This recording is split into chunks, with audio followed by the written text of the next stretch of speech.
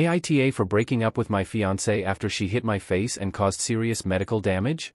I am 27, and my ex-fiancée is an attractive 25-year-old woman.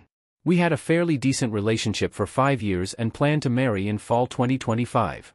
No kids. We both have professional jobs, shared and individual interests and our own group of friends. We probably would have had a nice life together. I've always known about her excessive and over-the-top fear of insects, especially spiders and worms, and I've always done my best to be sensitive to this. Complete avoidance is impossible. One evening at a friend's house, we were sitting out on a back patio with the other couple talking, roasting marshmallows, having a few beers and having a nice night. The next thing I remember is waking up in the ER with her crying and explaining what had happened. She saw a non-venomous spider on my forehead that I was not even aware of and freaked out. She picked up a cheap metal container that held a citronella candle and proceeded to bash my forehead, she thinks 5 times, until she was sure the spider was gone. The result was 8 staples, internal brain trauma and second-degree burns all over my face. It's been 6 months since this happened and the burn scars are still slightly visible. I could tell that she genuinely felt bad, and after a couple days of rest I really felt bad for her too. I didn't want to see her feeling guilty for her compulsion, but at the same time, after thinking and talking to friends, I decided it was best to call the engagement off.